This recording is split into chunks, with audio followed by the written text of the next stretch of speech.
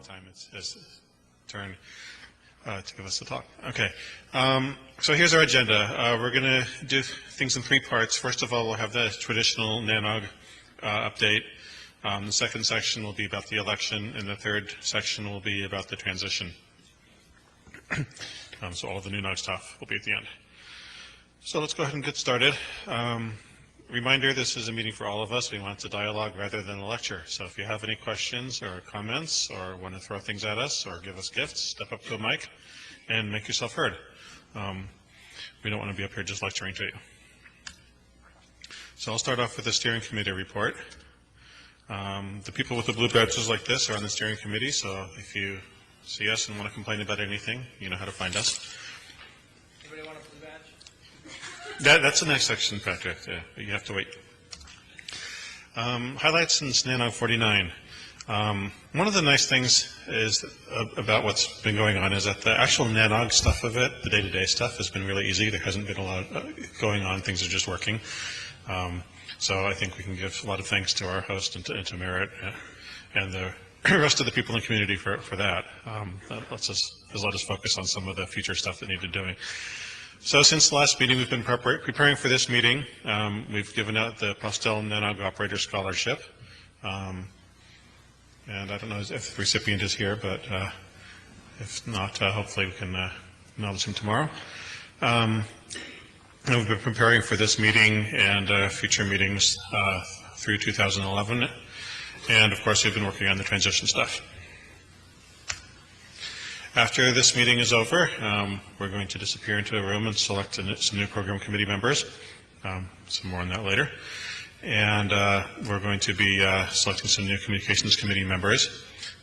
So if you plan, are program committee nominations still open? I can't remember if they closed yet or not. PC members, nominations are still open, I think.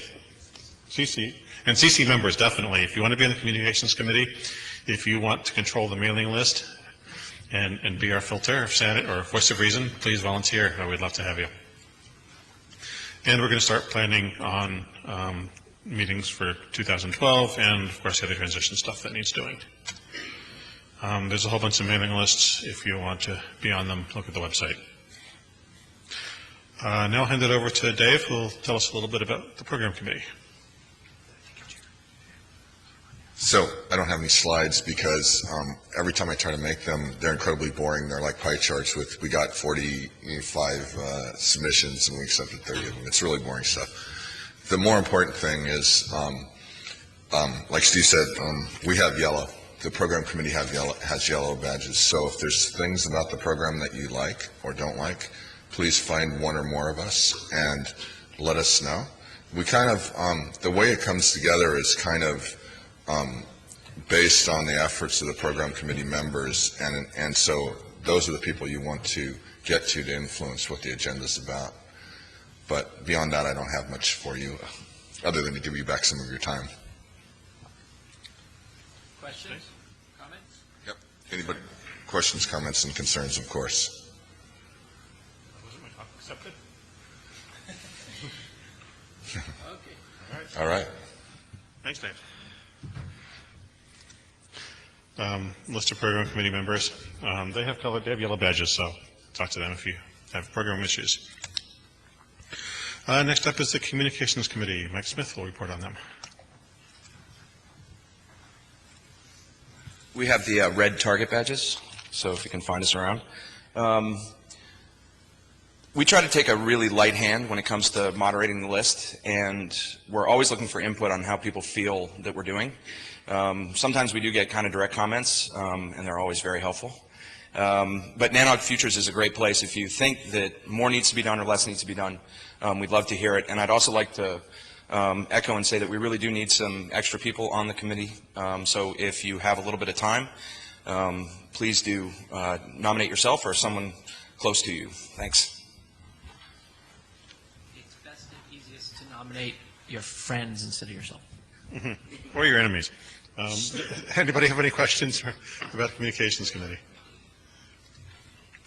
All right, next Kat will tell us about what's been going on in the marketing working group.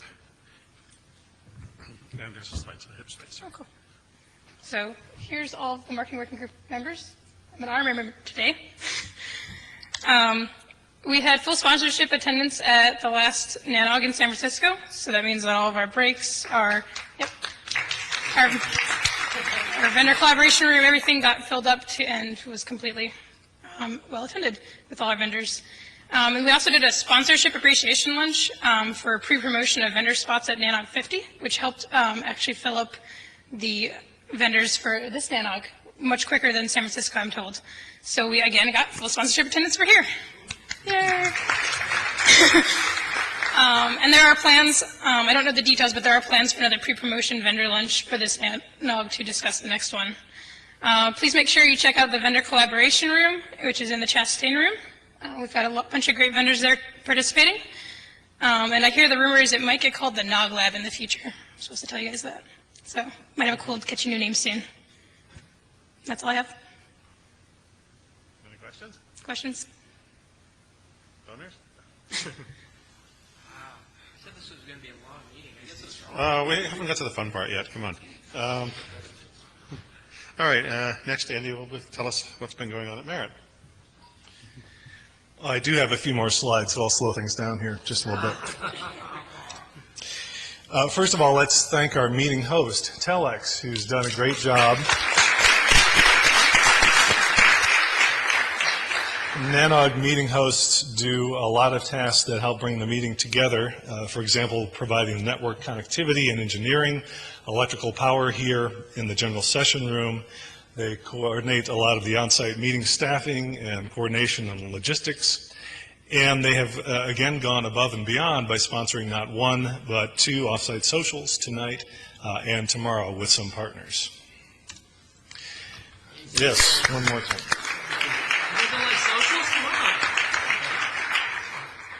Named here are a number of contributors to the meetings, and you can read what their roles have been. Cox Communications, Myriad Supply, Internet 2, OSI Hardware, Aaron, Spectrum Networks. Break sponsors in the morning and afternoons will be sponsored by PACnet, Nokia, Hibernia Atlantic, Xscale Communications, and Sienna, and during their breaks, their representatives will be available out in the foyer. Beer and Gear will be Monday evening, and Beer and Gear sponsors also double as breakfast sponsors, so thank them doubly for that. They are Network Hardware Resale, Brocade, Carradine, Arbor Networks, Juniper Networks, Infinera, Alcatel-Lucent, Cisco, OSI Hardware, and PCCW Global. As Kat mentioned, the vendor collaboration room opened at several points during the meeting. We hope you'll stop by. Thanks to Alcatel-Lucent, Aris, A10 Networks, and Comcast for putting that together for us. I'd like to acknowledge the Merit Network team who put in lots of effort over several months to bring the meeting together. Here with us on the team for this meeting are Larry Blunk, David Gilbertson, Sue Joyner, Dawn Kahn, Rob Levitt, and Carol Wadsworth. Also joining us, as for the last couple meetings from Davenport University, is Pete Hofswell and Fawn Callan from Western Michigan University. Let's give them a thanks.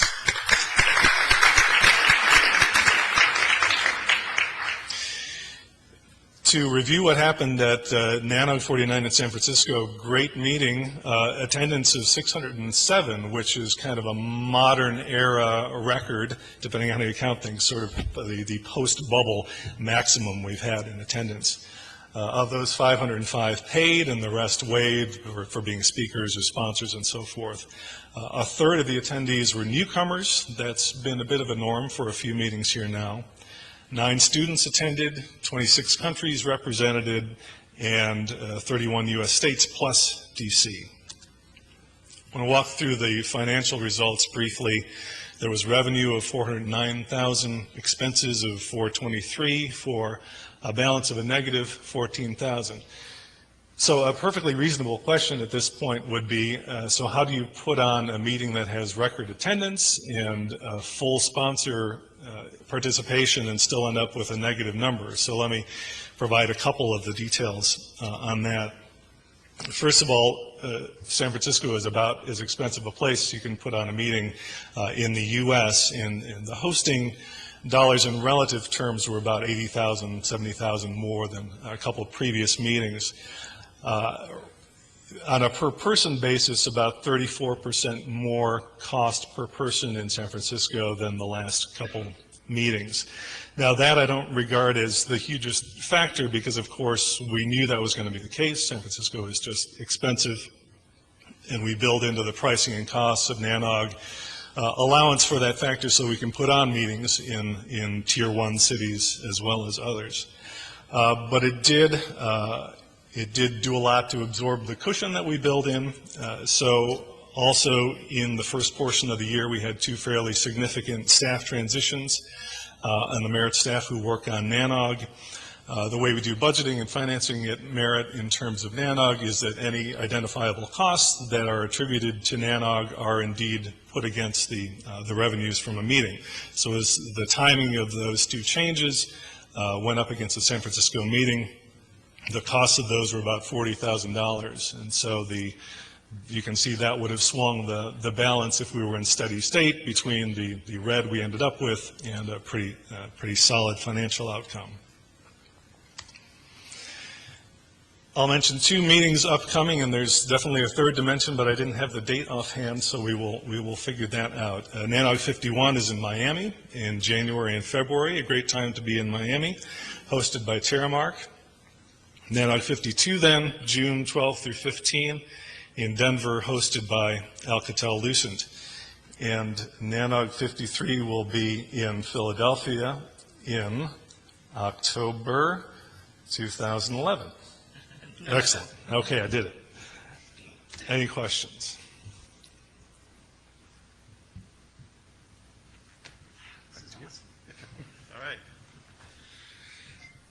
All right, that's the end of the first major topic. Now we're on to the election.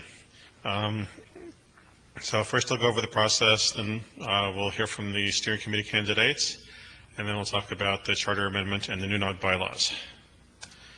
So the election process, every year at the last meeting of the year, we have an election. Everybody who's been to a meeting in the last 2 years, I think it is eligible to vote. The voting's done electronically. There will be instructions. They should already be on the NANOG homepage. Is voting open now? I can't recall. Okay, you can vote now. You can vote anytime through, I think it's early Wednesday morning. Once the voting closes, the computers will chug away and produce the results, and the results will be announced around the end of the meeting on Wednesday. So stick around till lunchtime Wednesday, and you'll get to hear who won. Before I move on, are there any questions about the process itself? Or are we all clear? We've done it enough times. Please, if you do have an opinion on anything, vote.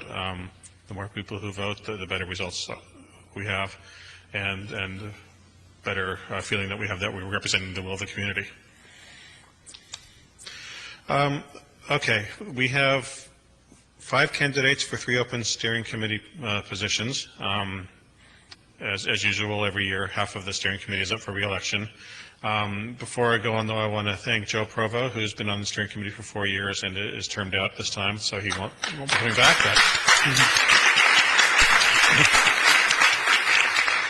He's done a lot of great work for us over the years. He was the chair last year. He volunteered to be the chair this year, and stupidly I also volunteered, and interesting things happened this year.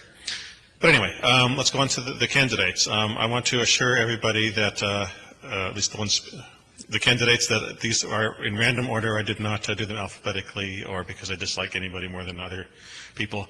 So I'm going to ask first RS to come up and give a brief talk on why he would like to be a candidate.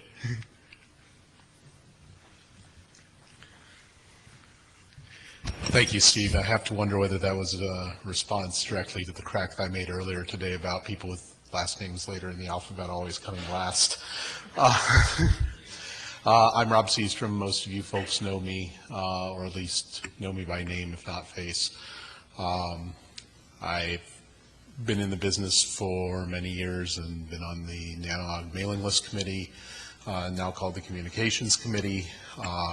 Served 1 term on the NANOG steering committee and would like to be elected to a 2nd term. My position statement's up on the website, so I won't bore you by going through and reciting it again. Basically, I just wanted to draw your attention to two things. One of them is that I believe there's unfinished work here. I'd like to be part of that unfinished work in making NANOG stand on its own as a standalone organization. And I have previous experience with 501c3s, including a group that teaches firearms safety and a amateur radio group, which has been around for quite a while and is much bigger than a lot of amateur radio groups. So although that's not the same size or budget as NANOG, there's regulatory and other stuff that comes along with being a nonprofit, and I bring that to the table, and I'd appreciate your support. Thank you.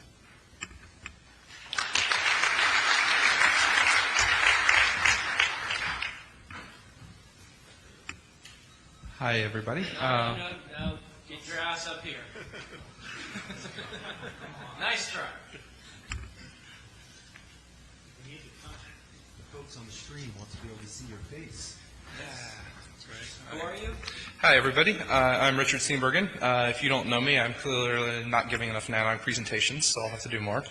I've been on the program committee for the last 4 years, so I'm termed out there. So basically, as I said on my bio on the website, I've got nothing better to do but to run for the SC. And if you've got nothing better to do but to vote for me, then there you go. Basically, I think NANOG's been doing a really good job on the reform process for the last few years. There's a lot more work to go with NUNOG, and I want to help move that forward, make sure that everything goes smoothly.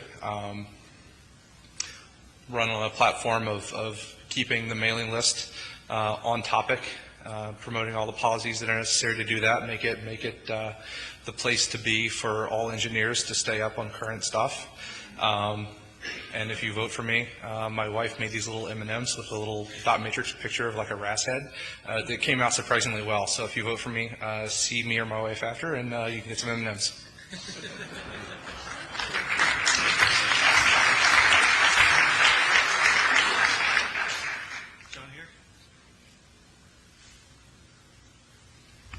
John Osman, are you here? Would you like to give a talk? All right. Yeah. Yeah. All right. Mike, then. Hey, everybody. Mike Smith, Chair of the Communications Committee, which means I've also been on the SC Committee as a non-voting member for the past year, and have been working very hard in the back, making sure that the NUNOG effort is successful. Did some of the initial work on the pro forma, the RFP, and kind of just the general business modeling. And I really want to continue doing that for the organization and make this successful. So please do vote. Thanks.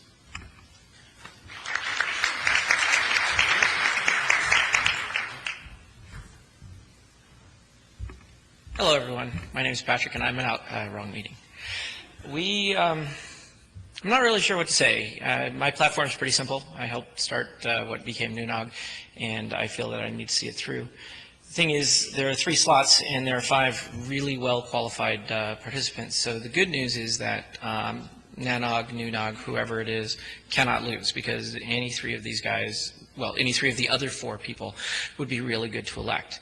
If you feel that we're going in the right direction and that I'm helping out, meaning you're obviously not Randy Bush, because he obviously doesn't think I'm doing a good job, then go ahead and punish me by putting me back on the steering committee. If you think that we need to change, or if you think that we're not doing the right thing, then it's time to send a signal and vote me off. And that's really my entire platform. So we'll see what happens tomorrow. Thanks.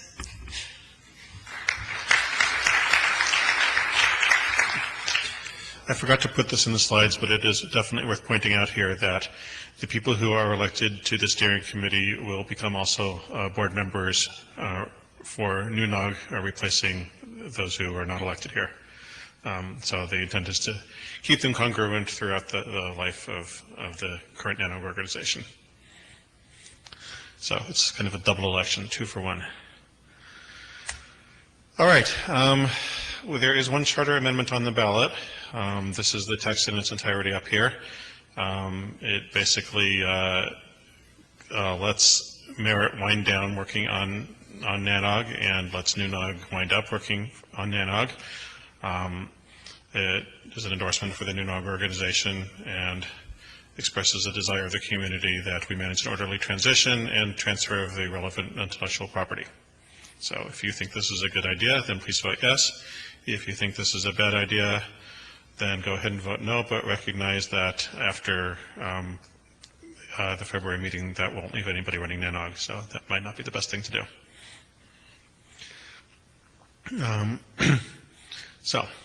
That's it for the charter amendment. I suppose at this point I should ask if there's any questions on it, or if it's pretty straightforward, and we can go on. I don't see anybody jumping up, so let's go on. There is also a NUNOG election happening at the same time, thanks to our friends at Merit who are running that election for us. We arranged things so that everybody who is eligible to vote in the NANOG election is considered a member of NUNOG and eligible to vote in that election. That makes the logistics a whole lot easier. So when you go to the NANOG elections page, you'll see two links, one for the NANOG election, which has the SC ballot and the charter amendment ballot. And you'll also see a link to the NUNOG election, which has this one question, which is, shall we adopt the bylaws that were produced by Steve Gibbard and his committee over a period of the last few months. If you vote yes on it, those draft bylaws are adopted and become the corporate bylaws. If you vote no, and if the election loses, then the current bylaws, the ones that I put together really quickly over a weekend, remain in effect. So if you want some actual real well thought out bylaws, vote yes, please. In either case, it's worth pointing out that the bylaws do allow for amendments so that any mistakes that are made in either case can be rectified over time. And we didn't have to get everything absolutely perfect on the first try. And there'll be more about this later on during the NANOG section. So while we're here, any questions on the election process as opposed to the contents of the bylaws, which we'll get to in the later section? All right. That then is it for the NANOG section of this meeting. And now if you'll give me a moment, I am going to load on the slides that Sylvie gave me a moment ago, which we will. Hey, Sylvie. Yes. Which has some corrections on it. So let's do that. Get rid of that. And I'm sure I did. It's just not showing up. Well, maybe. That's why. No, it helps if I do it right. There we go. There we go.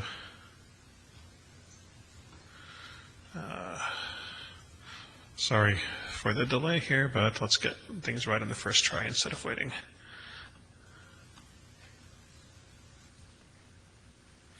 Replace. All right, you know, some days I don't like computers. Try this again. Yes, I want to replace it. Thank you.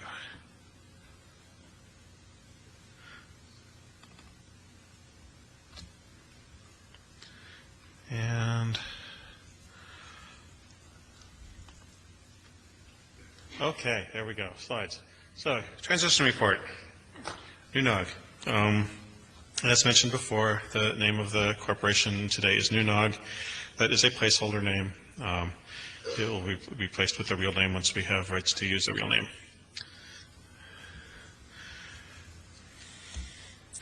I'm going to talk about some milestones, things we've accomplished over the last few months, what we're going to be doing over the next few months, and then a lot of reports from the working groups who do most of the real work.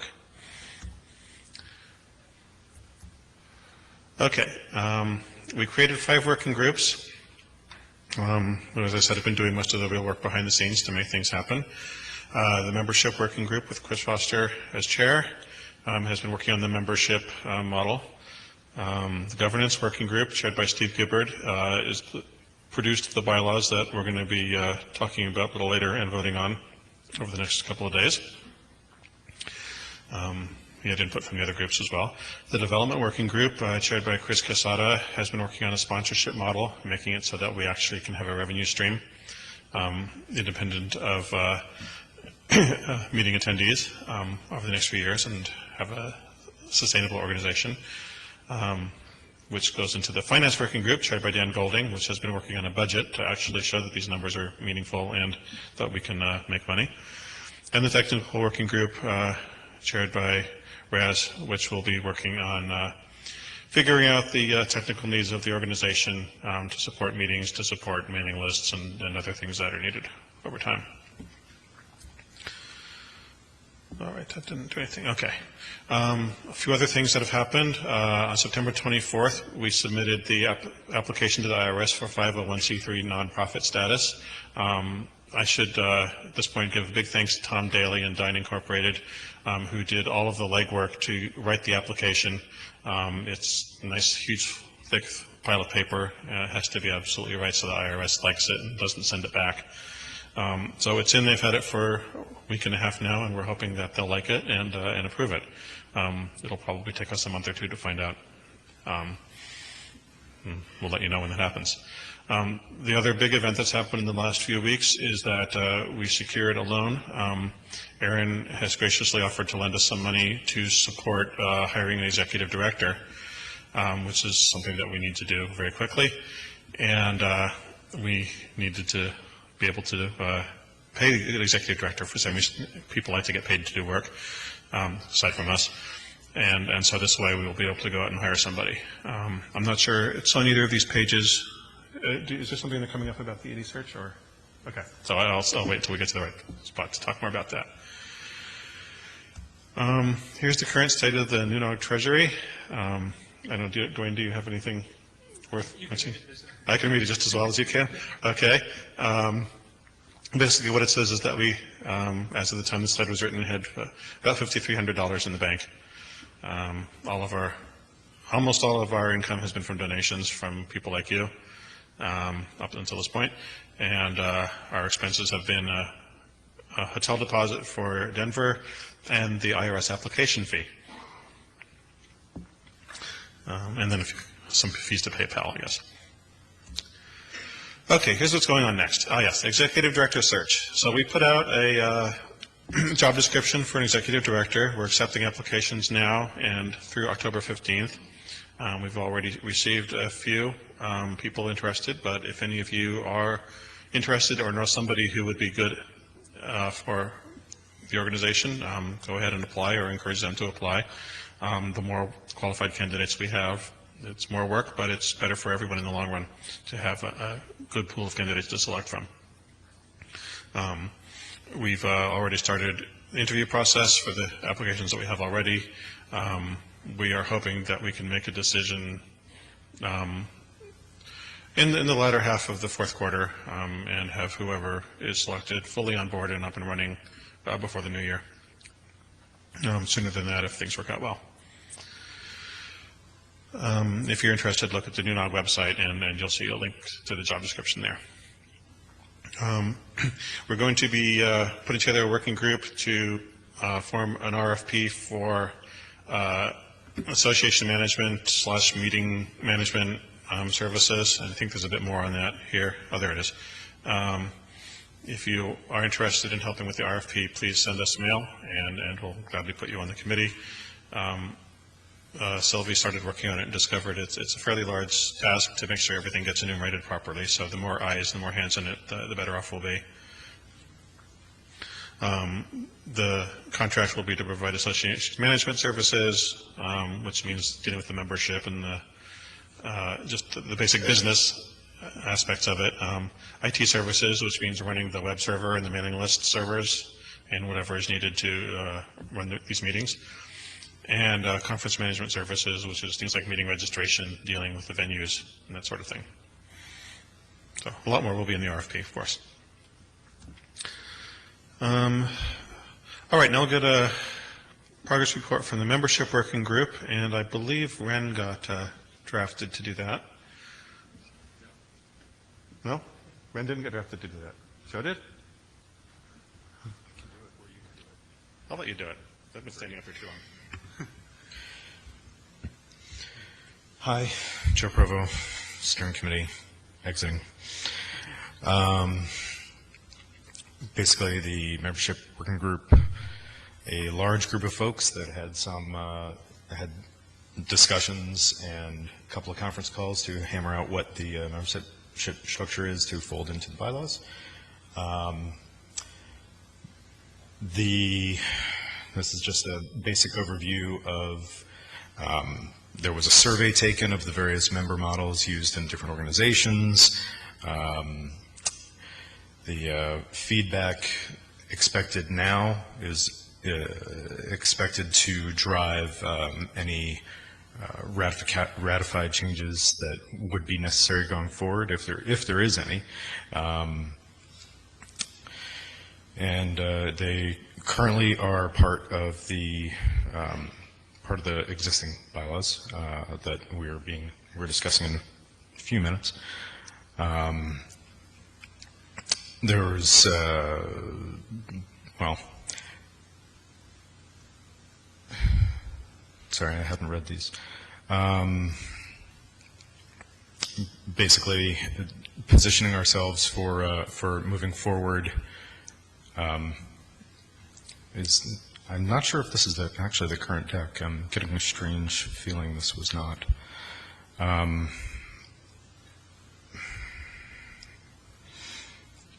that is the correct one. That was all right. Thank you. There was discussion on NANOG futures recently about the types of memberships, and that's I'm expecting somebody to come up and actually say something about that right now, but I'm surprised there isn't. Can I offer, yes, this is on. One technical correction here. I noticed the life member. Hi, Steve Gibbard, Governance Working Group. I noticed here we have the life member listed as 10 times the annual membership dues, and I believe that was removed and left at the discretion of the board. That was an update. Yes, that hard number doesn't exist. Next Mike. Joel Yegley. Yeah, sure. If you want somebody to come up and comment on it, I'll do that. Yeah, so I guess I failed to get a rise out of anybody on 9.2 with my comment about that, so we had to go around in another cycle before that happened. That's okay. I'm not sure that I actually will vote against the bylaws as they stand today, so I wouldn't say that I'm wildly opposed to it. I just would have preferred different language.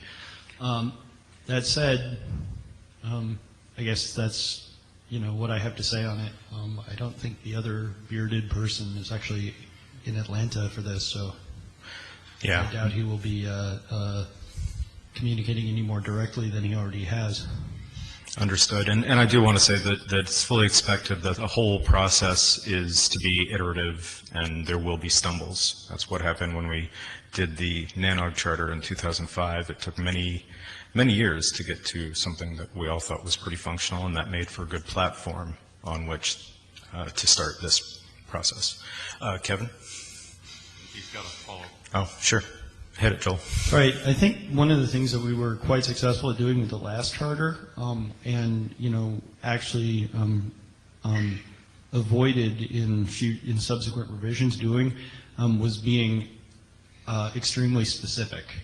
That is, we left things at the apart from the ability to vote in program or steering committee members and remove them, and the powers contained in the steering committee. We left a lot of things up to the discretion of the various organizations that were responsible for them, and I think that is a useful model going forward. That is, for example, in the membership case, once you design the things such that there are members and non-members, actual fee structures, for example, or something that gets left to the discretion of the steering committee and the membership committee if such a thing continues to exist. Good points, one and all. But Kevin? Kevin Oberman from ESNet. I've been coming to NANOG for a lot of years, as probably many of you know. Those others of you who've been coming for many years. For those who don't remember it, the logo you get on your T-shirts today wasn't always the NANOG logo. I'm wearing one of the old T-shirts. It's got the old logo on it. It consists of the name of the group, a necktie, the antecedents of which I will fill in to anybody who really wants to know. Down at the bottom it says official member. Yes, I know that was a bit of a joke at the time, but still the reality is NANOG was founded on the idea of people who had an interest, paid their money and came to NANOG. Thus they were members. And that is still true as of today. Your first statement up there talks about demonstrated professional competence in NUNOG designated fields of interest. Aside from the fact that there's enough weasel words in there to make a lawyer grin and smile happily, I am utterly baffled at the need for this particular designation. I suppose maybe it's to keep the lawyers out, in which case maybe I'm for it. Unfortunately, I'm afraid a lot of lawyers know enough about networking to sound vaguely competent and fool their way in. Generally, though, I really prefer to see membership as open as possible, and if you're willing to pay your money to come to NANOG meetings, I don't like to see the additional overhead, so to speak, of becoming a NANOG member. Whether that's required for meeting membership, I realize it's not, but it's required for voting and things. And I think NANOG should remain as open as possible. I like the open structure since the last revolution, not the current revolution. And I'd like to see that sort of thing continue.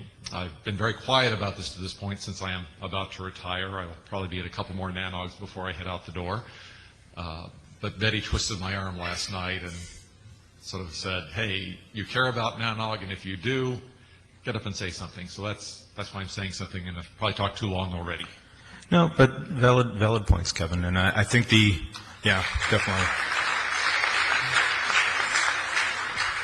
I think to your openness point, part of the idea of having a paid membership that is decoupled from required attendance is to actually reach out to more of our constituents, the whatever 10,000 plus that are in the mailing list, and other folks that are currently not as active because they may not be able to travel. Dan? Sure. Dan Golding. I was not part of the membership working group, but as I understand it, a couple of points. One was I think the weasel words were so that anyone who wanted to pay the money could qualify. You know, when you become a nonprofit, you have to have some definition of membership, and there's a couple ways of doing it. But having something that sounds really good like that, yet weaselly enough, so that anyone here who wants to join or anyone else who wants to join can join, is sort of the idea about having a really open membership. The only other way of doing this is something that says anyone who's really interested in topic area X is allowed to become a member. But you know, those are the ways to essentially have a valid nonprofit organization and yet have an open membership. And that's pretty much what this is. I know some people are happy with the outcome of the membership working group and other people are unhappy. I think one of the things we're going to have to learn here is that when you have a working group of 14 or 15 people, we probably got the very best output capable from a working group of 14 or 15 people. And I think as organizations mature, they start to figure out that maybe when you have huge groups, it's very hard to come to a consensus that pleases everyone.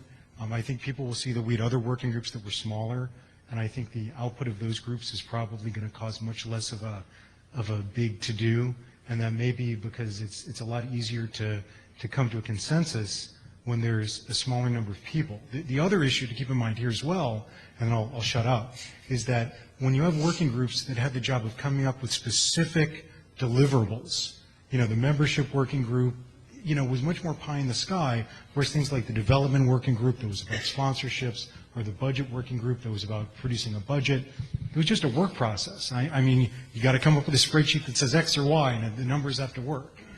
With a membership working group, I think the best thing to do moving forward is to say, what are our lessons? Our lessons might be, maybe not 14 or 15 people, and maybe clearer direction from the board, and maybe more constrained choices. But, you know, that's what you learn when you start a new organization, and that's what we're doing. Thanks, Dan. And, you know, the other controversial bits were having a fellow, I think, on NANOG Futures, a fellow membership class. NANOG Futures, I think Chris explained fairly well what the rationale there was in terms of being able to have a recognition for outstanding service to the community within our own umbrella.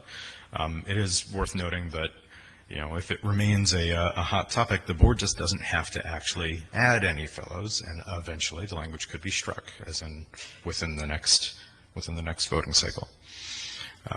You know, the feedback will determine how that progresses. Marty, is this on this slide? Hi, Joe. Martin Hannigan. I'm a guy that wears many hats, actually, and that's pretty much as a result of NANOG, including a Red Sox hat, which, by the way, they smoked the Yankees today. Lots of Sox fans. I'm neutral with respect to NANOG to NUNOG, so I won't really get into that too much. And I'm not subscribed to the Futures mailing list, so I don't really know what's transpired with relation to a discussion. I think I heard that Randy had made some rather interesting comments with regards to some of the topics that we're discussing here today. I guess I get the feeling with this membership stuff, I don't really support it. I almost said obnoxious, and I guess I think that that would be insulting because you guys are doing a lot of hard work, and I do appreciate that. I don't think that I would be anywhere near where I am today without NANOG, and it's already hard enough to come to a NANOG meeting as a newcomer and meet people and learn things and participate. And I think that some of the language here really, at least in my opinion, seems to make that a little bit harder. I don't know why you guys decided to embark upon this approach. I would be interested in hearing why in a sentence or two, and I would just like to let you know that I don't support it. Thanks. I'll let can RS actually address some of that, but the boilerplate was IEEE, so a lot of that comes out of there, and I know what you're talking. And the front loading of, sorry, let me just say, the front loading of the lifetime membership kind of stuff, that's to build the bank. You said you weren't on futures. Dan actually explained that fairly well from the budgetary perspective. And really, I hear what you're saying about NANOG helping to form a lot of our current skills and abilities. And I think the difficulty in travel is a very compelling reason to move to a membership model that allows people that can't necessarily make it participate in a way. I think it's worth noting that the purpose of membership is so that we have a pool of people who are eligible to vote on corporate matters, not to, at least in my mind, this is my opinion, not to a set of people who are eligible to come to meetings or to participate on the mailing list or whatever. Those should, in my mind, be no way coupled, and I don't think any of this tries to do that. There are two other things that membership model can do. One of them is a revenue stream, which is always a good thing in my mind. The third thing, which I think has been tossed around a bit, though I don't know how much it was really talked about, and that was to come up with a way of possibly recognizing one's peers. Certainly IEEE has a membership model where you join and you have to be recognized as an engineer and so on. I don't know if we want to go down that route or not, but maybe it's a worthwhile discussion to have. And something like that would end up telling us what kind of membership model we really want. But things to keep in mind are we do need members so that we can have people who can vote. That's important. And the revenue stream from said members is a good thing. And speaking of revenue stream, while there's some more comments coming along. John Springer on the telephone.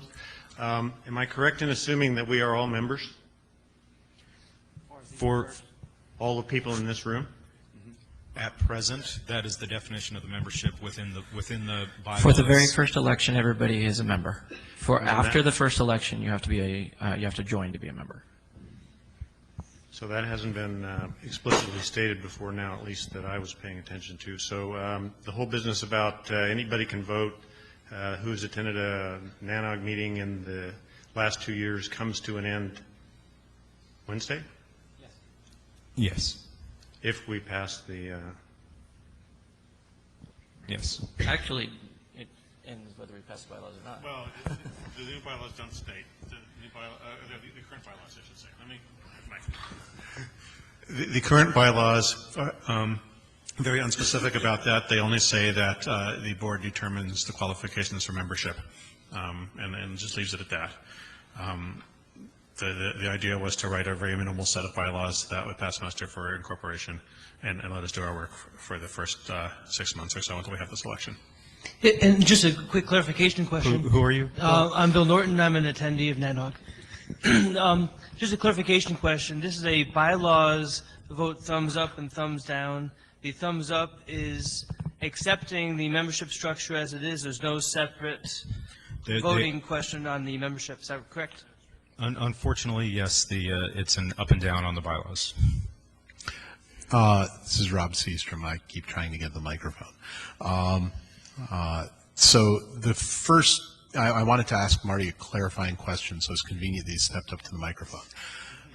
Telepathy. It was your question about why we had the multiple type of membership sort of thing set up, or why we chose the membership structure at all? Membership structure overall.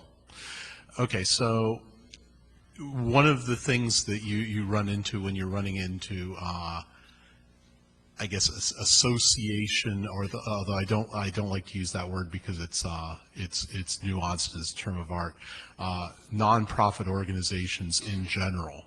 Like, for instance, your credit union, you have to have certain attributes to be a member of the credit union. You have to be a resident of the city of Cambridge, or you have to work for MIT, or you have to, something. When we did this for a particular nonprofit that I'm on the board of, it was you have to be an instructor with these credentials and pay a $5 yearly membership fee. And as Steve was saying earlier, that's to provide a group of people who are legally qualified to vote for the board of directors or trustees or whatever. Okay, that makes complete sense to me. So let me just offer you a few more points of information. Okay. So first of all, I am going to vote yes to adopt all of this stuff that you guys are talking about, because I think that you can always pluck a turd out of the punch bowl, so to speak. I think I'm going to have to put that in my list of quotes, actually.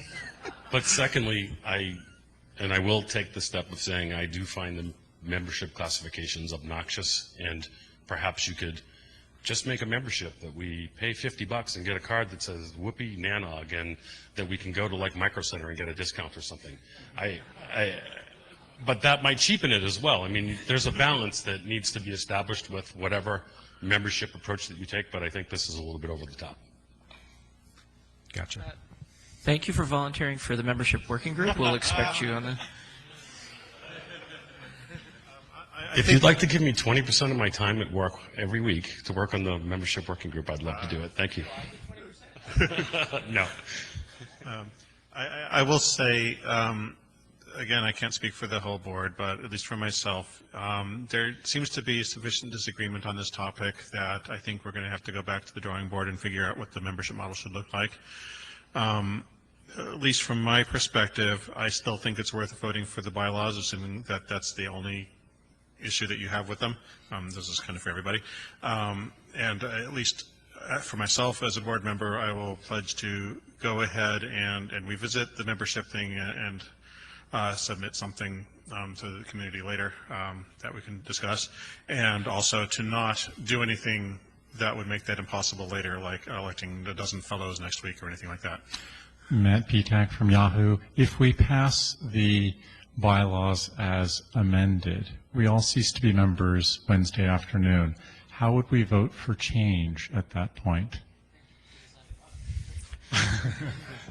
So you have an established pay this amount of cash and suddenly you get to vote for change?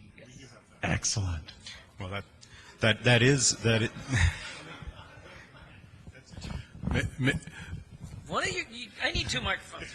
You do. The answer to your question is, if you vote for the new bylaws, then yes, that is in there. If you pay $100 or whatever the number is, then you get to be a member and vote in future elections. If the new bylaws are not voted in, then the language that's in the bylaws says that the board gets to set rules for being members, and we can do whatever we feel like. So that may give you an incentive to vote for the new ones. I'd like to re-emphasize the point that was made earlier. I think Joe made the point that better is the enemy of good enough, and the question is, are we moving in a positive direction sort of incrementally as we reevaluate our rules and our membership qualifications and all that other stuff year over year? We've certainly had charter amendments every year every meeting except for one, every year except for one. And so I fully expect that there will be a plethora of charter amendment proposals next year and the year after. I certainly don't think any of my colleagues here are representing that we're getting it 100% right the first time. And we are very keen to hear, especially after a little bit of watching and seeing how it works, recommendations and suggestions from the whole community on how to improve it. Go ahead. David Farmer, University of Minnesota. I think there's the point that was made that this is about eligibility for voting is an important one. And while I may have some concerns about that, when I first just looked at this and not had seen all the stuff, it didn't look like it was just about eligibility for voting. It felt like it was about who could participate and how they can. I understand. You understand now, but I hear you. Yeah, and what I'm saying is you need to make that more clear. And that's not something that needs to go in the bylaws. It's just how we talk about it, how we do it, how we communicate it. How we put it on the mailing list. That Yeah. This is all about just the membership that is basically the people that care enough to be in this room, we expect to be kind of the bucket of the membership. The people that don't care to participate in the process, they can still do everything. They just don't have to be laden with this. And so the only thing that I wanted to just mention that relates to that is also when you used said the IEEE was the example. That's not the case in the IEEE. So that's an important distinction between what you're talking about and the IEEE model. I hear you. If I said example, that was an error. It was boilerplate is what I meant for the actual tiers. And well, and whatever you said is fine, but I recognized it, and that's part of the baggage that comes along with recognizing it is as the model. If you're using that as a model, that's part of the baggage. Gotcha. Understood. One more from the floor. Yeah, just a question. Michael Sinatra, UC Berkeley. Is there an intent to provide discounts for meeting fees, registration fees for NANOG members?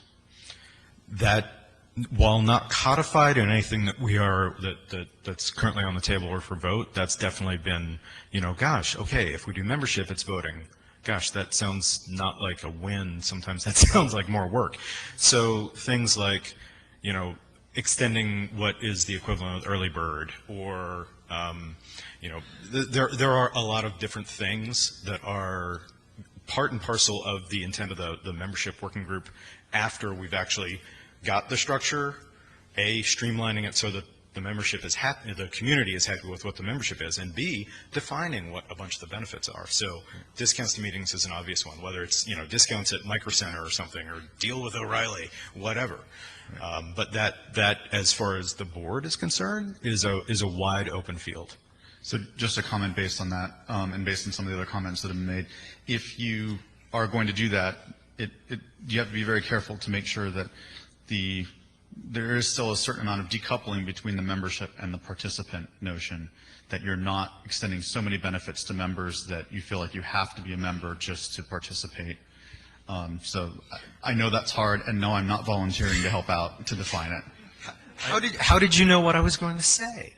But on the flip side, we will want to make the membership benefits interesting enough where some of the people that may not be interested in this room but might find it interesting to, make a little a worm on the hook to dangle.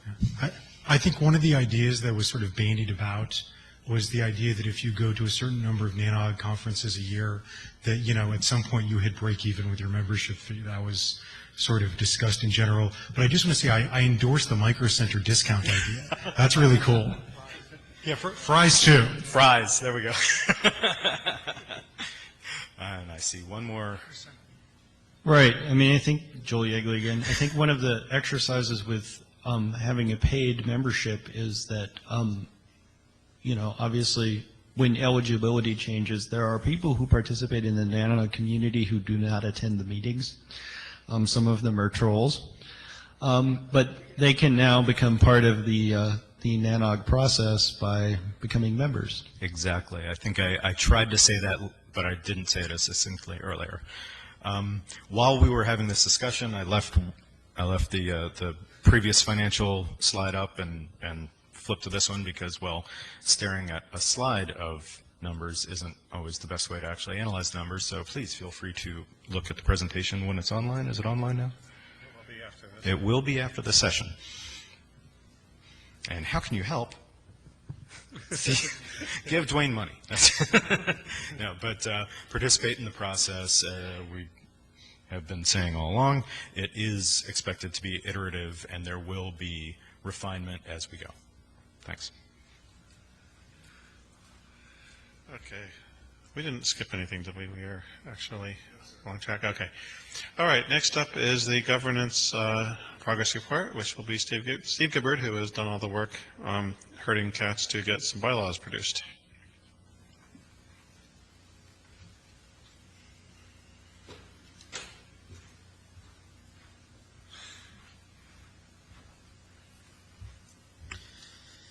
Hi, so I'm here representing the governance working group. We actually had a pretty large mail. We threw the working group open to anyone who wanted to join. We ended up with a pretty large mailing list. I'm not going to list all the lurkers here. I went through quickly before the meeting to just try to attempt to make sure I had a complete list of those who had actually commented in the discussion, and this is what I came up with in like 2 minutes of looking over the list on my iPhone. So if I missed anyone who was involved, I apologize for that. But anyway, so we created the draft bylaws, which I think a lot of you have looked at. We were responsible for everything in there except for the membership section, which we can, say, hey, that we have no responsibility for that at all. That was created by the membership working group. And for the non-membership portion, which is what we were responsible with, it was mostly a document merge of the existing NANOG charter and the temporary NUNOG bylaws that were created by, I guess, NUNOG's attorney and Steve Feldman.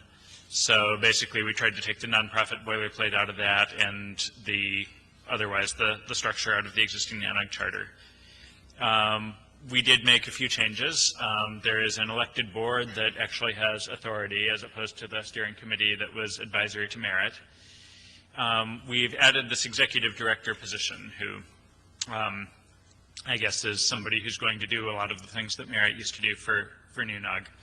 And the executive director will also serve as a board member. Partly this was a way to elect the same number of board members every year and still end up with an odd number for tie-breaking, and partly it was just felt that the executive director would have enough of a stake in this that they should have that authority. The executive director is selected by the elected members of the board, so we still have flexibility in there if the executive director is doing something the board really disapproves of the elected people really disapprove of, for them to remove that person. So it doesn't really make the executive director a whole lot more powerful than they otherwise would be. We added a couple of extra committees. The existing charter had the program committee, the communications committee, which does the mailing list, and the sponsorship committee, I believe. maybe it was just those two, I forget. But anyway, we added the membership and development committee, which is going to be responsible for fundraising either through memberships or sponsorships. And the budget and finance committee, which as its name suggests, is going to be responsible for budgeting. And the other point that I would make here is we tried hard to make this very amendable because we assumed that we got a lot of things wrong.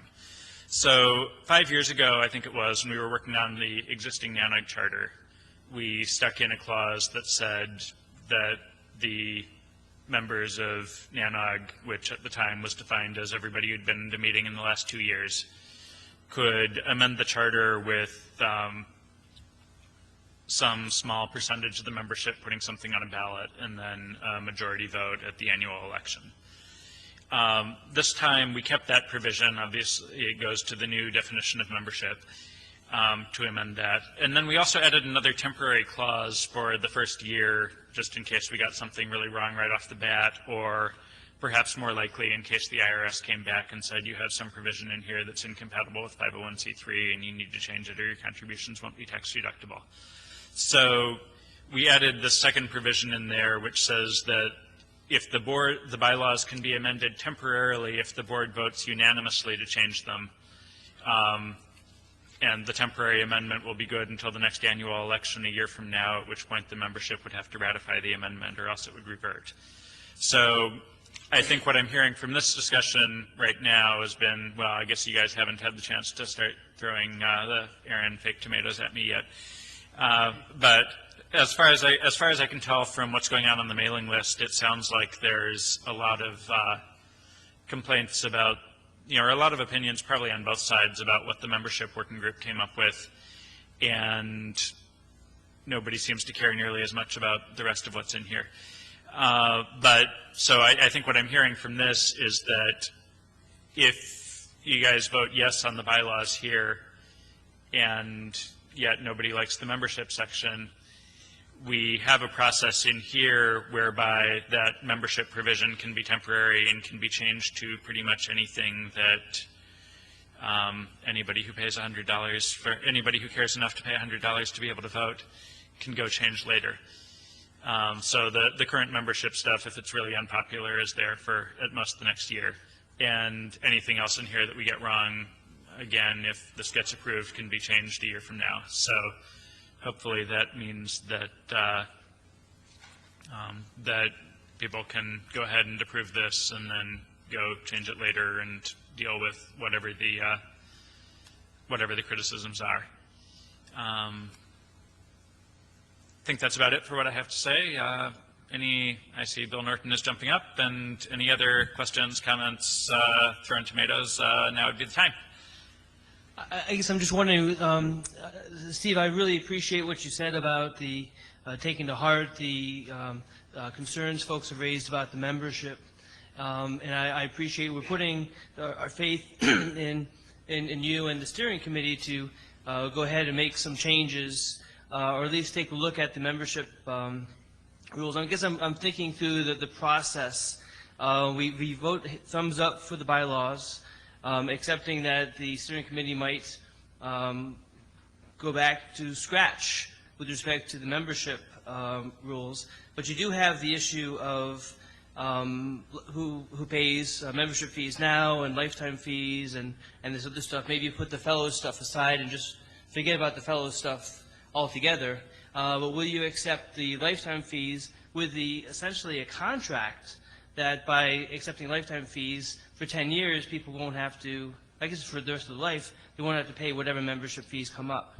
So one of the, one of the features that we tried to keep in mind both 5 years ago with the charter and now is that the things that you really need to set in stone are the voting process and the, who gets to be on the board, because if you have a dispute about who your board is, then you can get, into a lot of, really intense power struggles. Whereas if you know who has the authority, then somebody can make a decision. So so the membership stuff, the various classes of membership are in there. The appointment of fellows and the setting of fees and all that was left to the board. So I think, as far as what happens to the fees for lifetime membership, does that stuff get accepted now?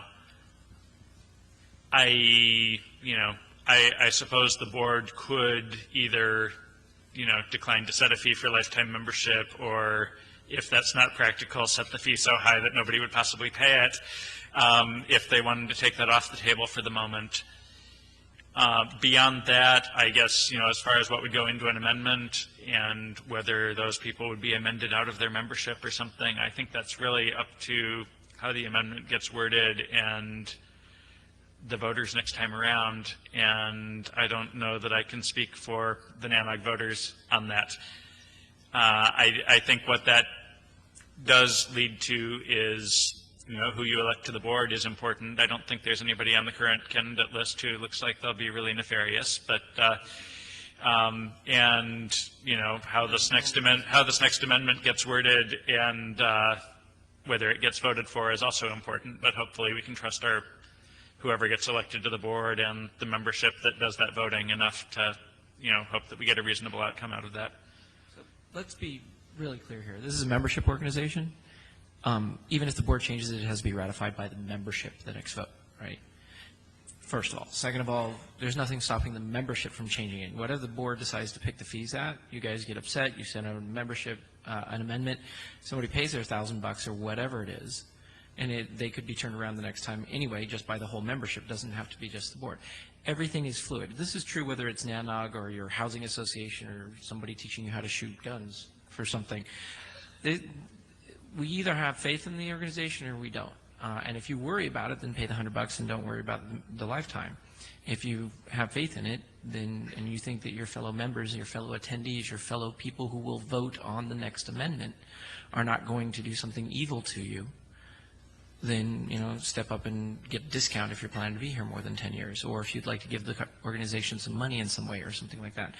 I don't think these are really problems that we should be desperately worried about. It's okay to discuss if you want, but if anybody's really worried about the fact that, oh well, if they set it for $1,000, they could change it because a full election of a unanimous vote of the board could change the bylaws and remove my lifetime membership. If that's really what you're worried about, then I think that you don't have faith in the entirety of NANOG, because that means that you think the rest of the people in this room and out in the hallways and on the mailing list are going to ratify an amendment that's going to in some way hurt you. And I personally don't feel that way about the rest of the people that, I trade mail with a lot, even though some of them really don't like me, and I still don't even feel that way about them. So hopefully you guys don't either. Don Welch, Merit Network. You made a statement earlier that the executive director would serve at the pleasure of the board, therefore limiting the power of the executive director. The board is going to be term limited, so they're going to rotate periodically. The executive director will theoretically have some longevity within the organization. You're going to have probably, it looks like, 2 professional staff, the executive director and an assistant is what I've seen so far. So I would submit the executive director is going to be incredibly powerful, because the institutional knowledge of running the organization is going to reside in the executive director, especially with with short term limits on the board. So you may want to consider that balance of power. Thanks. So the ED is going to be amazingly powerful, because he or she will not only be, everything Don said, but he's also going to have a seat on the board. Pardon me if I keep saying he. Obviously, we have absolutely no preference for that. Nobody sue me because I said he. So, but we believe that we can satisfy the balance of power correctly. And having been on nonprofit boards, in fact, existing nonprofit boards that have term limits and very powerful CEOs and things like that, I don't see it as a problem if you make the right choice. Plus, remember, we say they serve at the pleasure of the board, but the membership is the final straw. Anybody really hates the ED, they can make an amendment that says we fire the ED, and there's nothing the board can do about it if the membership votes on it. Remember, you guys have all the power.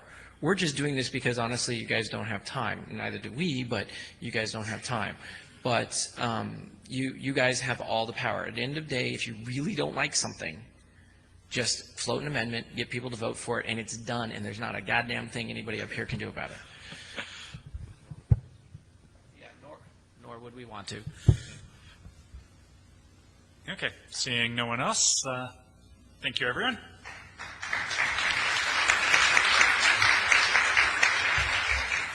Thank you, Steve. Let's see, we have more things to talk about, so let's move on. The development working group, Chris couldn't be here, but I think, Sylvie, did you volunteer to talk about development?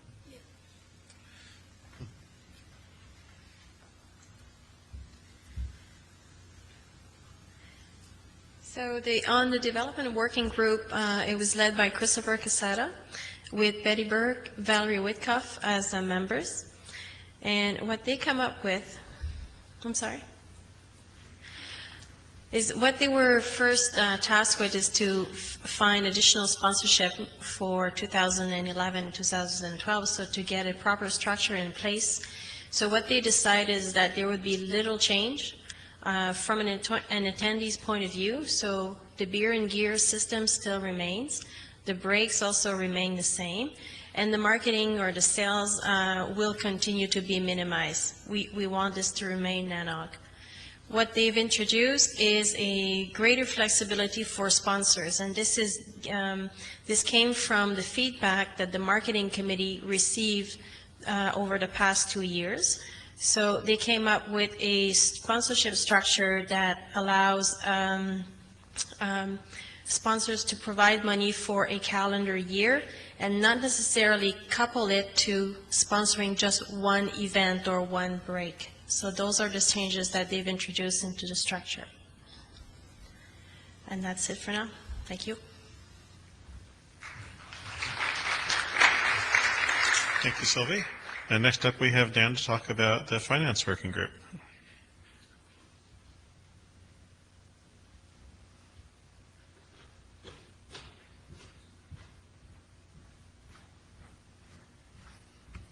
I'll try to make this as exciting as the membership stuff.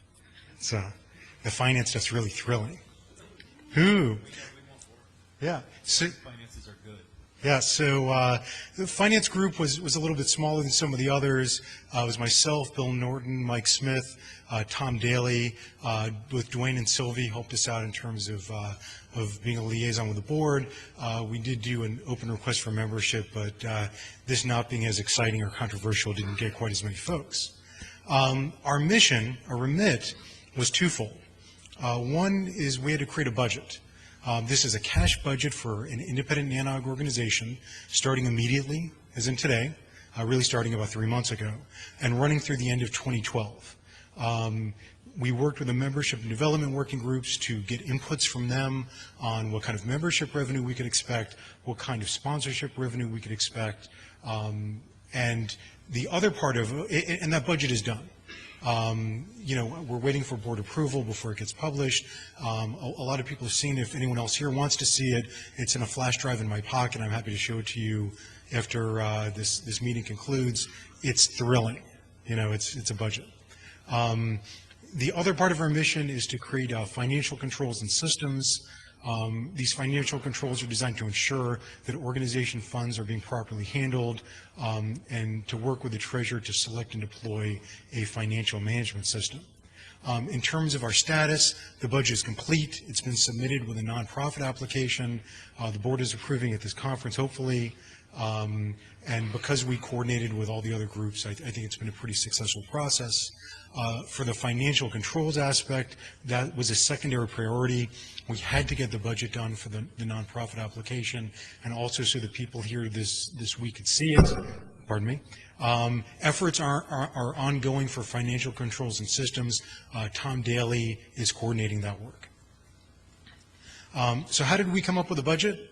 On the revenue side, we worked very closely with the membership group to figure out what the probable membership numbers and dues are, and if it reassures anyone, like 95% of the membership revenue was coming from regular, non-special memberships where people were paying their $100 a year and becoming a member for a year, and that was it.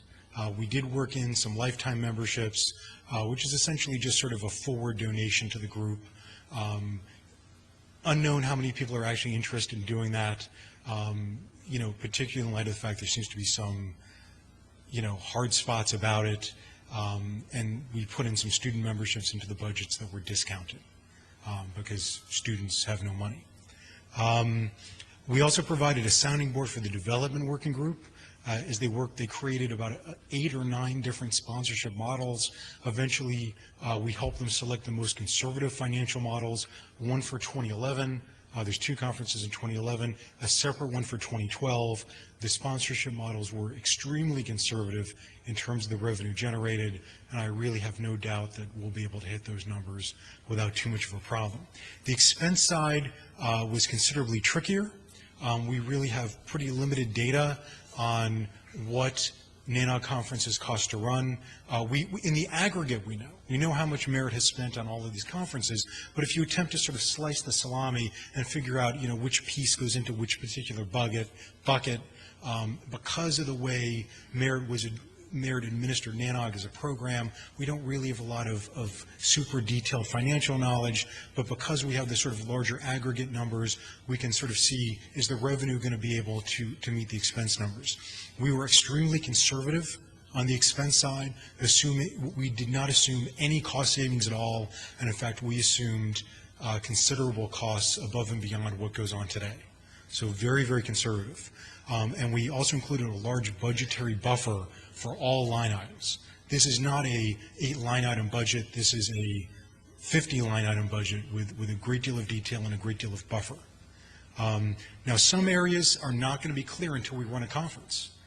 Until we can actually take the bills and do a lot of analysis of the bills that come in, we won't be able to do the really fine-grained budgeting that we'd like to do, but we're still pretty confident. Now, one question is, did we do this in a smoke-filled room? The answer is very much no. There was a public invitation for working group participation. The only requirement was financial or accounting knowledge. I'm sorry that was a requirement, but this is a finance and budget working group. All the volunteers, they sort of figured out if they had the knowledge required. All the volunteers were accepted. And those volunteers included folks who are, CTOs who have P&L responsibility today. Bill, who was a former NANOG chair and who has an MBA. Myself, I work in finance, although I've come from the engineering side. We did lots of collaboration with the other working groups, including some live collaboration on IRC, Google Docs, and email. If you're dissatisfied with how this is done, I'm interested in recruiting you as a new volunteer. What I'm not interested in is people like trolling. I don't think that's particularly cool. But if you really are interested in helping out, some of the work that went on is, some of the members of the working group went line by line. I created most of the budget. We had guys like Mike Smith who went line by line correcting my math. We had Bill who went through and said, you're forgetting this or you're forgetting that, or what about this or what about that, and played a devil's advocate. We had people who provided tremendous value. And I think that's really important. It was a small group, but a group where all the members contributed pretty spectacularly to the success. And I can look at the budget and say that line item is Bill's, and that line item is Mike's, and that line item is mine. And I think we did a reasonably good job. In terms of what were the most contentious or difficult issues, certainly which sponsorship model to use. Right now, NANOG is kind of run on an a la carte sponsorship model. I buy a table at the Beer and Gear, or I buy a break. That's sort of non-standard from how most of the conference industry works. Most folks have the sort of familiar bronze, silver, gold memberships. One of the things that the development group decided we helped them with was going from the a la carte model in 2011 to the more standard conference model in 2012. No one here will probably notice a difference, but the sponsors will notice, and they prefer a more standard approach. It's much easier for them to get approval for and much easier for them to budget for. The staffing levels of the organization were difficult. Certainly a small staff, augmented by 1 or 2 events assistants, we feel is probably all we need. We put in some hooks in the budget for association management.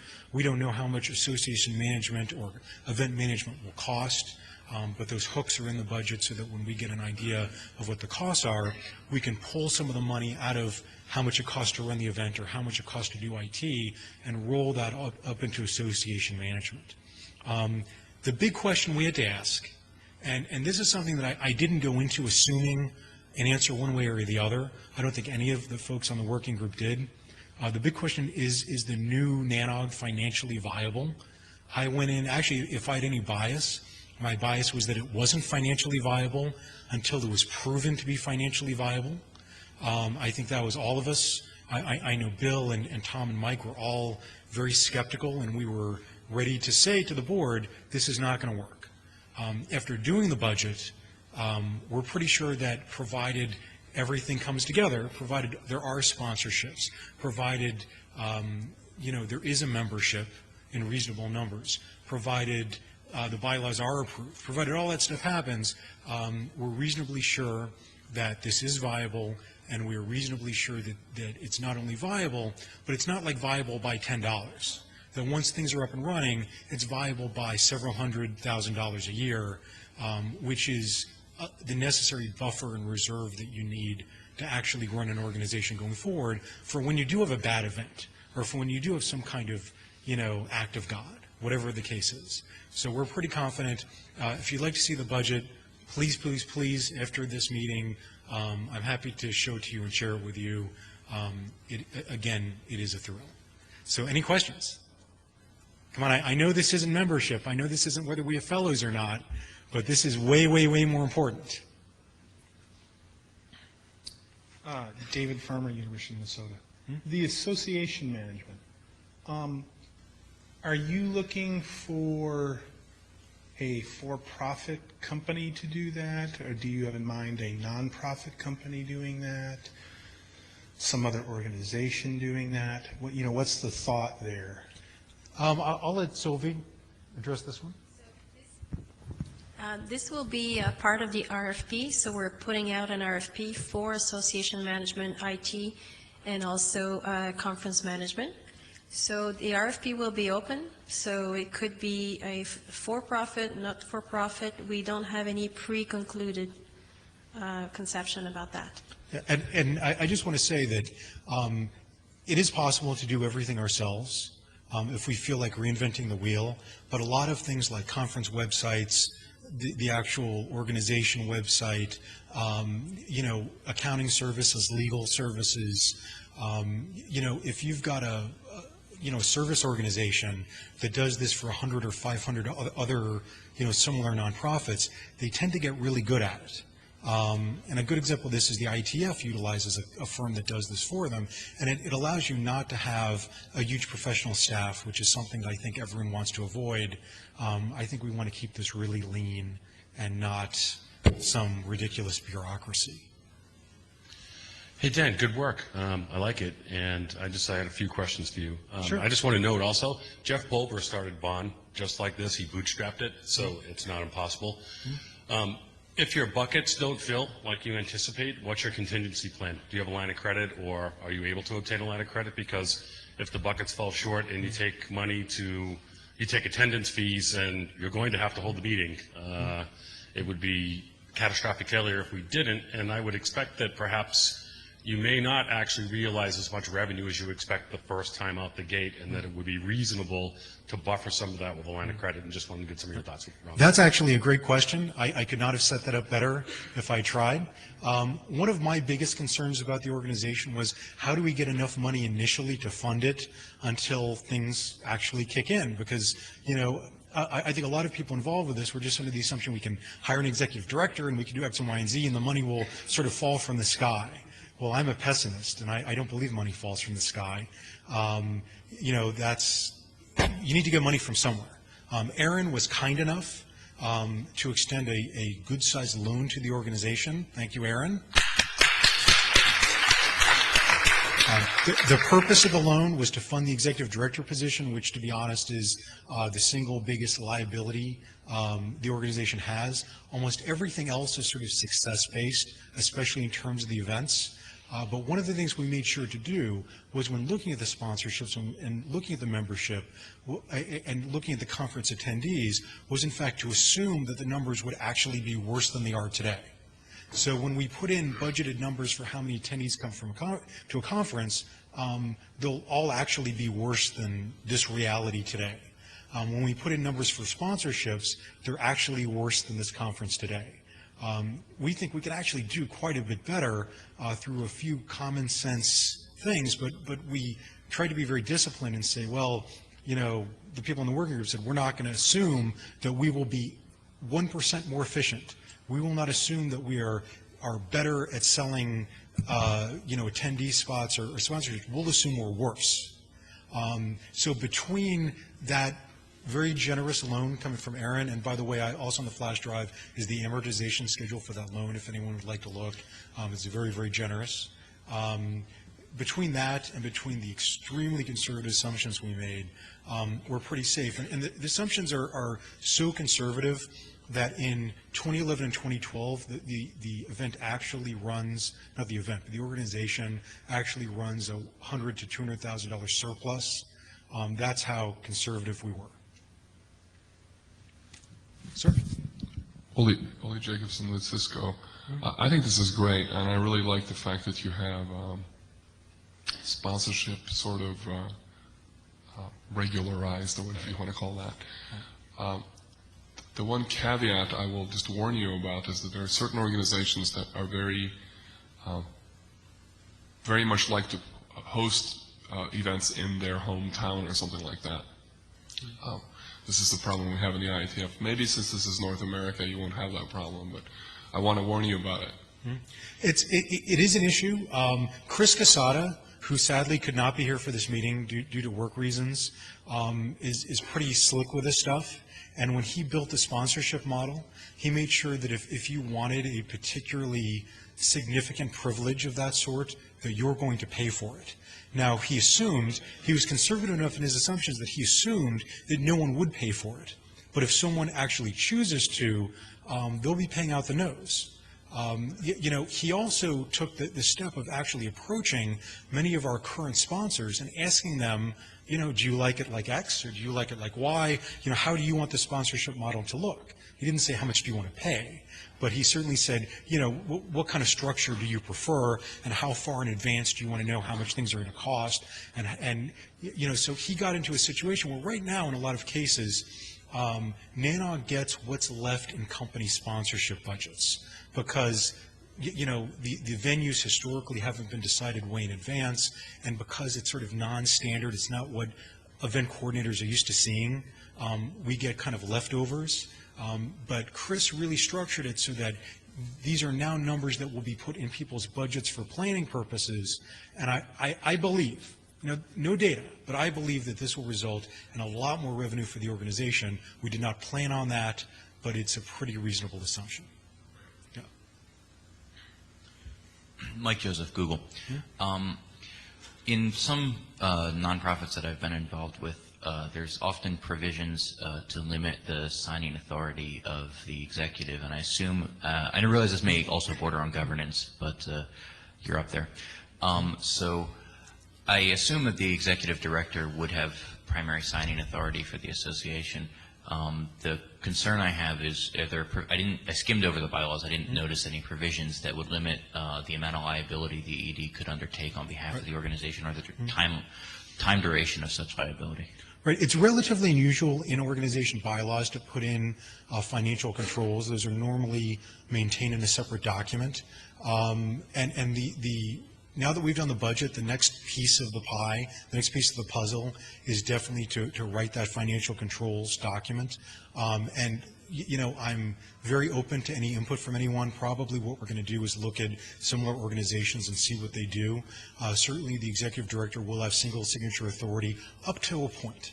You know, up to some level, be it 5,000, be it 25,000, and past that they will need to get a second signature from someone else, be it the treasurer of the organization, be it, you know, the head of the board of directors. You know, that document has yet to be written, but, you know, to be honest, we're just going to find what the best practice is amongst nonprofits and go with it. And we're going to have it legally reviewed as well. And I'm hoping I can jump the line and answer that on behalf of the bylaws. The intent in the bylaws on that, I don't have the language in front of me, and I think we were pretty vague on it, but certainly the intent was that final authority on everything was with the board, and that the board would presumably decide what those limits are. All right, thanks. Those types of limits are, even if we put them in the bylaws, would not be binding. If we hire a bad ED and the ED goes and signs $1 million contract with something, it'll be legally binding no matter what our bylaws say.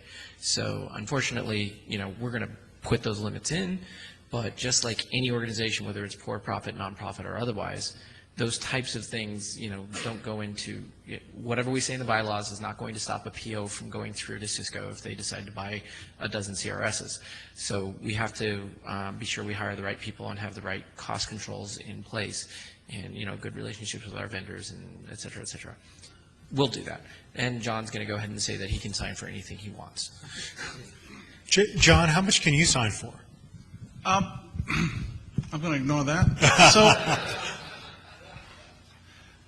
Aaron has agreed to put a loan note to NANOG for quarterly, for 6 quarters, 18 months, at $30,000 a month. It's an interest-bearing note at 2% that begins to return payments 25 months after initiation. As part of that, each quarterly payment, which is effectively the money required for executive director and benefits, each quarterly payment is contingent upon a progress report that shows appropriate progress, and that includes obviously financial controls. So an ED that sort of turns left and completely leaves the field of play will find out that 90 days later, the next loan installment from Aaron won't be available. So since that's materially a great amount of the funding that NANOG has in the first 18 months or so, I guess the loan note with Aaron ensures certain amounts of respectable financial controls because I couldn't counterstand it otherwise. Yeah. And the controls are very reasonable. They essentially ask for things like audited financial statements, which it's all this stuff that we should be doing anyway. I apologize, this is so small. This is why I didn't do this in the first place. This is the Aaron note amortization table, but suffice to say they're giving us a really good deal. Pat Thenuto, cash-strapped student. One of the things that occurs to me is that the membership as it exists is very much not nailed down, benefits something else, and from the I don't spend money unless I have a reason to, the only thing it buys me is a vote at the moment. And I realize that people are well-intentioned, et cetera, et cetera, et cetera. But from the immediate short-term perspective, that's all it buys me, and as a result of which, I'd be unlikely to spend that money. So I was curious how much the budget depended on people actually going through the membership process, et cetera, et cetera. First, I want to say you should not become a member. But no, because if that's the calculus you do, then you've made the right choice, which is that, if someone is sort of looking at this as a student or someone and says, is it worth it to spend $100 a year for a vote? That's not a good deal. If you're someone who's very interested in the future of the organization, then it's a perfectly reasonable investment. But that's really, part of the reason for having it is so that it's not just whoever happens to go to a conference once in a couple of years and then decides that they feel like voting for something they know nothing about. It's something to help people sort of self-select. So whoever feels strongly about it, whether they have the support to go to a conference or not, can do it. What we assumed were a relatively low number of attendees. Or pardon me, a relatively low number of members. I think it maxes out at somewhere around 250 in 2012, and initially is somewhere around 100. So we're not talking that we need thousands of members. The initial numbers are very high, and this is part of the iterative process we did when we created the budget. I think the initial number was like 1,300 members, and we kicked that back, and they, the membership group thought about it, and by the end of the day, we were talking sort of very low hundreds, and I think that's, in steady state in a couple of years, that's actually a pretty reasonable number to have. When you look at the number of folks who come here, and if you look at the number of folks who are active in the governance process and the working groups, the steering committee, the communications committee, all the different groups, you're probably talking 40 or 50 people right there, almost all of whom would be willing to do this. If you then look at people who've just gotten off those groups and are being rehabilitated so that they can reenter society. You're talking probably another 20 people, especially the mailing list committee. Whew. And then if you talk about people who sort of don't have time because of a job. But the numbers are, I think, small and reasonable, and not expecting that everyone who comes to a conference like this would want to do it. Exactly the opposite. Yeah, I can certainly pull them up. Okay. Yes, in the slides that were a real eye test from Joe, at the end of the first year, so 2011, the assumption is only for 100 members. 2011, 155. 2012, 250, and 2013, 500. So it's very, very small in terms of budget contribution. Hey, everybody. Not to interject, and I'm going to sit up here until everybody's done, but just so everybody knows, the social started 10 minutes ago. So if you have a comment, please come up. And I know I'll sit here, and I bet the rest of these guys are dedicated enough to do so, but just want to let you know in case somebody was hoping to get free alcohol. Yeah, and in the budget, by the way, we only counted on 250 members in steady state, so very small. Yes, Joel? Yeah, just an observation. We did have a student serve on the program committee, so there are certainly people who are likely to, in the student role, actually participate in both governance, voting, and so on. Thank you. Yeah. And that's something to think about when you guys are, some folks here are throwing stones at membership. A lot of students can't afford what the rest of us might afford when we're working, so there is some sense in having a sharply discounted student membership. If you're a Joe grad student, $100 is a lot, having been Joe grad student. $20 might be a little more reasonable, so something to think about. Yeah, we cut you off, sorry. No, I'm kidding. Yeah. I don't actually really care if they can afford it or not. I wish to incentivize them to participate. Yeah. See, can we also get some B2B e-business synergies for that? Yeah. He's going to punch me. Any other questions? Comments? Ready. Thank you very much. You to stop by mentioning free alcohol. Yeah, thanks. Yeah. Thanks, everybody, for staying this long. Yeah, is there any more? I don't know. No, that's it. All right. I had one question that wasn't budget related, it was bylaws related. The actual election for the bylaws. Is this a good time to ask? Yes. Okay. Hi, Donnie Roisman here. The vote that we have in front of us is adopting the bylaws in full. I stumbled across one error, and I was wondering how soon would we be looking at correcting them. Error, for example, in Section 9, when it talks about the committees, Section 9 lists 4 committees at the intro, but then actually details 5 committees throughout the rest of Section 9. So how would we deal with something like that?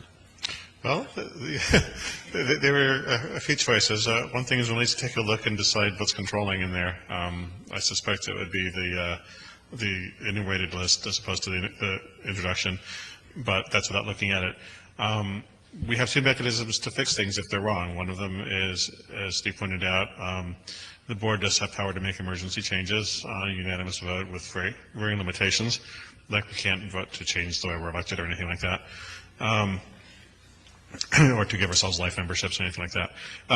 So that's one alternative. The other alternative is to wait the year and put it through the normal amendment process. So it would depend on the severity of the error and how obvious the fix is and whether there's community support for it, I think.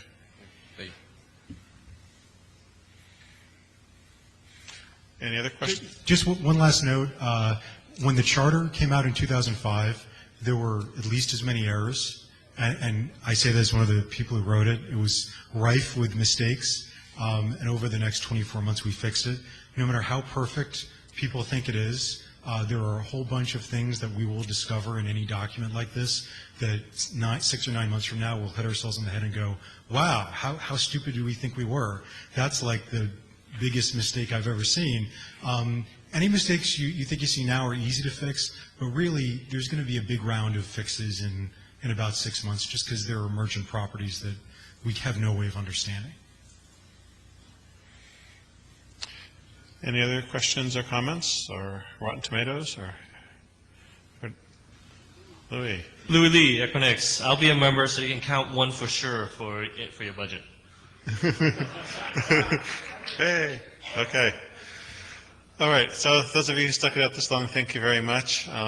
We'll enjoy the rest of the conference, enjoy the social tonight, and my advice is to vote yes on the charter and bylaw stuff.